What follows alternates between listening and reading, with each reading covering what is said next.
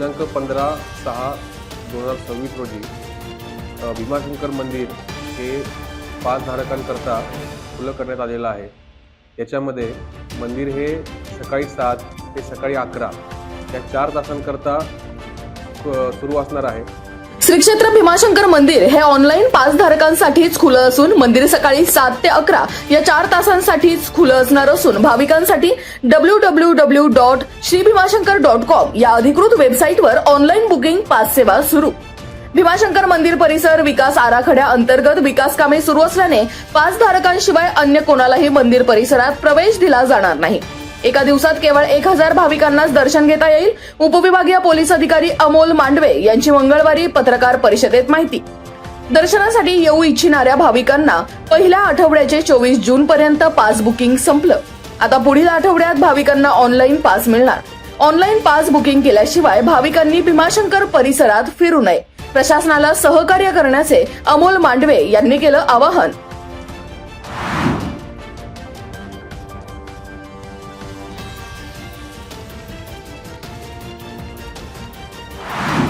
VIP असं काही नाही आहे। ज्यांना दर्शन करायचं असेल त्यांनी सर्वांनी बुकिंग करावं आणि बुकिंग केल्यानंतर यावं। तर अशी माझी विनंती आहे की सर्व मंडळींनी शासकीय असो किंवा कुणी असो किंवा त्यांनी सर्वांनी बुकिंग करावं आणि बुकिंग लाईननी दर्शनाला यावं। आतापर्यंत 24 तारखेपर्यंत बुकिंग पूर्ण झालेलं आहे। श्री क्षेत्र भीमाशंकर देवस्थानाकडून व्हीआयपी दर्शन व्यवस्थेला पूर्णविराम। यापुढे सर्व भाविकांसाठी समान नियम लागू राहणार। ऑनलाईन बुकिंग शिवाय दर्शनाला प्रवेश मिळणार नसल्याचंही केलं स्पष्ट। भीमाशंकर देवस्थान प्रशासन आणि जिल्हा प्रशासनाच्या बैठकीत घेतला महत्त्वपूर्ण निर्णय। शासकीय अधिकारी, लोकप्रतिनिधी किंवा अन्य कोणत्याही व्हीआयपी व्यक्तींसाठी स्वतंत्र दर्शन व्यवस्था उपलब्ध राहणार नाही। सर्व भाविकांना एकाच नियमातून दर्शनाची सुविधा मिळणार। दर्शन व्यवस्थेत समानता आणि पारदर्शकता आणण्याच्या उद्देशाने हा निर्णय करण्यात आला लागू। सध्या 24 तारखेपर्यंतचे सर्व ऑनलाईन बुकिंग स्लॉट भरले असून भाविकांनी किमान 2 दिवस अगोदर ऑनलाईन बुकिंग करूनच दर्शनासाठी यावे। श्री क्षेत्र भीमाशंकर संस्थान भोरगिरी ट्रस्टचे मुख्य विश्वस्त मधुकर गवांदे यांनी केलं आवाहन।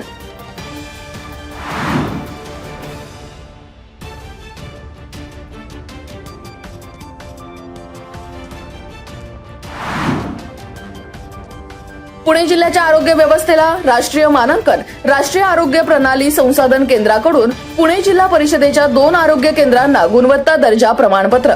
टाकळकरवाडी प्राथमिक आरोग्य उपकेंद्र जिल्ह्यात टॉपवर। आरोग्य आणि कुटुंब कल्याण मंत्रालय भारत सरकारच्या राष्ट्रीय गुणवत्ता आश्वासक कार्यक्रमांतर्गत मूल्यांकनात टाकळकरवाडी आयुष्यमान आरोग्य मंदिरास 94.8% गुण प्राप्त होऊन घवघवीत यशाला गवसणी।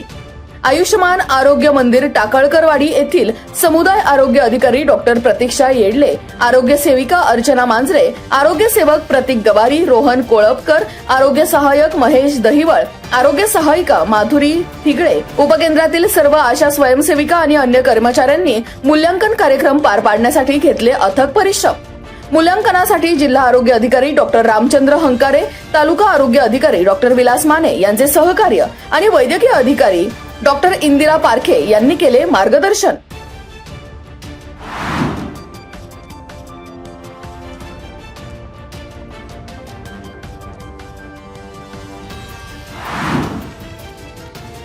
तर पुणे जिल्ह्यातील खेड मंचर पोलीस ठाण्याच्या हद्दीत लुटमार आणि चोरी करणाऱ्या ठाणे जिल्ह्यातील 4 सराईतांना मंचर पोलीस ठाण्याचे तपास पथक आणि पुणे ग्रामीणच्या स्थानिक गुन्हे अन्वेषण विभागाच्या पथकाने केले जर्ब।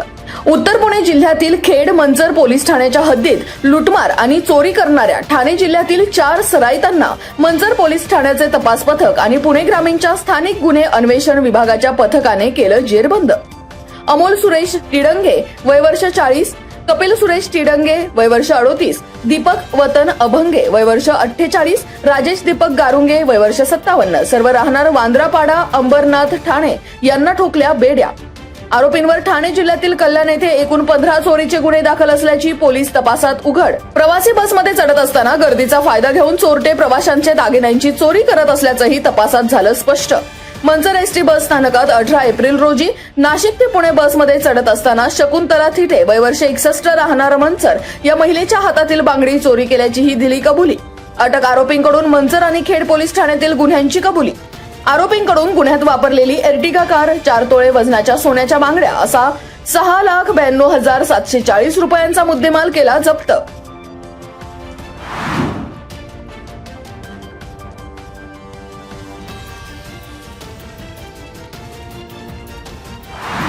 पुणे जिल्हा मध्यवर्ती सहकारी बँक मर्यादित पुणे खेड शाखा शताब्दी महोत्सव आणि भव्य शेतकरी मेळावा गुरुवार दिनांक 6 जून 2026 रोजी सकाळी 11 वाजता.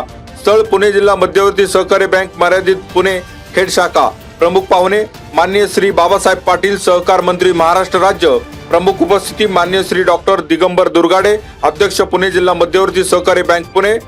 कार्यक्रमाचे अध्यक्ष माननीय श्री दिलीपराव मोहिते पाटील, माजी आमदार खेडाळंदी. संचालक पुणे जिल्हा मध्यवर्ती सहकारी बँक. आपले नम्र पुणे जिल्हा मध्यवर्ती सहकारी बँक मर्यादित सर्व संचालक मंडळ.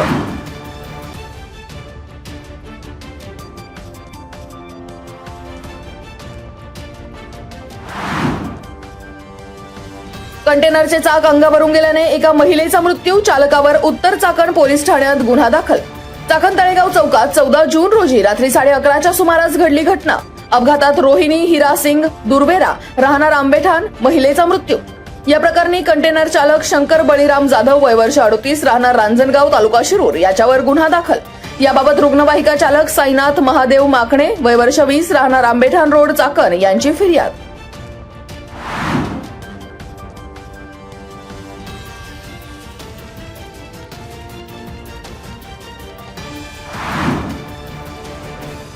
शालेय समस्या निवारणासाठी संशोधन हा उत्कृष्ट मार्ग असून त्यासाठी शिक्षकांमध्ये संशोधनाचा दृष्टिकोन विकसित झाला पाहिजे.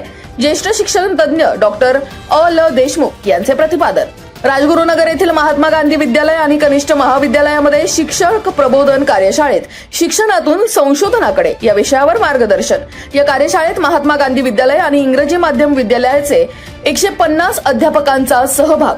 यावेळी खेड तालुका एज्युकेशन सोसायटीचे व्यवस्थापकीय अधिकारी कैलास पाचारने, मुख्याध्यापिका संध्या कांबळे, उपमुख्याध्यापिका रेखा जाधव, पर्यवेक्षक सोपान निसरड, हौशीराम मुठे, सुनीता ठाकूर, लतीफ शाह आदींची उपस्थिती.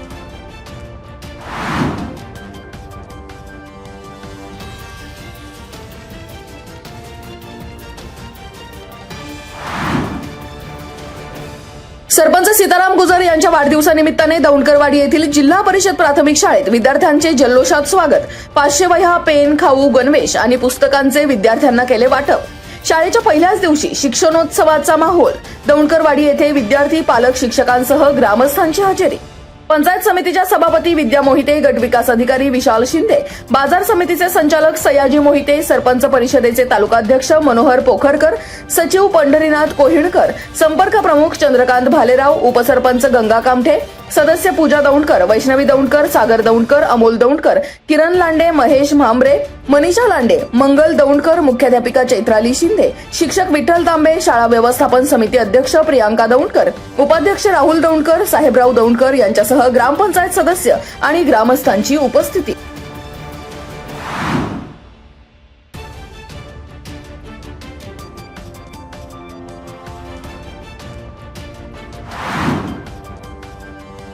राजगुरुनगर येथील कांदा आणि लसूण संशोधन संचालनालयाचा 29वा वर्षपूर्ती सोहळा मंगळवारी संपन्न.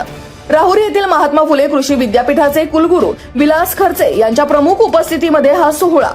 प्रमुख पाहुणे राहुरी येथील महात्मा फुले कृषी विद्यापीठाचे कुलपती डॉक्टर विलास खर्चे यांच्या हस्ते दीप प्रज्वलन करून कार्यक्रमाची सुरुवात. डॉक्टर खर्चे यांनी खतांचा संतुलित वापर आणि मातीची पिकवण क्षमता जोपासण्यावर भर देत शेतकऱ्यांना केलं संबोधित. यावेळी नवी दिल्ली येथील भारतीय कृषी अनुसंधान परिषदेचे सहाय्यक महासंचालक डॉक्टर सुधाकर पांडे यांनी केलं ऑनलाईन मार्गदर्शन. राजगुरुनगर कांदा आणि लसूण संशोधन संचालनालयाचे संचालक डॉक्टर राम दत्ता यांनी संचालनालयाच्या मागील 29 वर्षाच्या कार्याचा सुधारित उत्पत्तीचा आढावा केला सादर. सध्या सुरू असलेल्या खेती बचाव अभियानाची शास्त्रज्ञांनी शेतकऱ्यांना दिली माहिती. कार्यक्रमास कर्मचारी, शेतकऱ्यांसह 180 जणांचा सहभाग. कार्यक्रमात शास्त्रज्ञ डॉक्टर अमरजीत गुप्ता, डॉक्टर शैलेंद्र घाडगे, डॉक्टर ए थंगास्वामी, डॉक्टर राजीव काळे आदी मान्यवरांसह शेतकऱ्यांची उपस्थिती.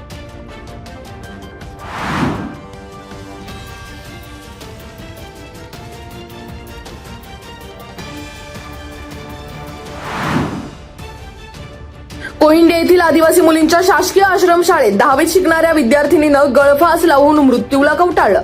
शाळेच्या पहिल्या दिवशी पायल शिवाजी पारधी वय वर्ष 15 राहणार कोळे हिने वसतिगृहात आयुष्य संपवलं.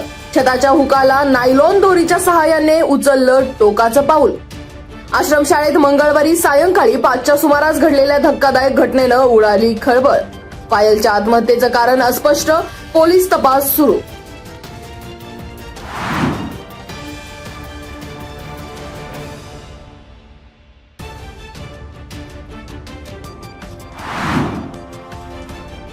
मशागत करून शेतात वळण घेताना अचानक ट्रॅक्टर उलटून झालेल्या अपघातात तरुण शेतकऱ्याचा दुर्दैवी मृत्यू. शेतात झालेल्या अपघातात अजय सुभाष डांगले वय वर्ष 27 राहणार पाईट यांचा मृत्यू. पाईट येथे मंगळवारी दुपारी 3:30च्या सुमारास घडली अपघाताची घटना. पाईट गावचे माजी सरपंच आणि शिवसेना विभाग प्रमुख सुभाष शंकर डांगले यांचे अजय हे सुपुत्र होते. घटनेनंतर पाईट पंचक्रोशीसह शिवसैनिकांनी व्यक्त केली हळहळ.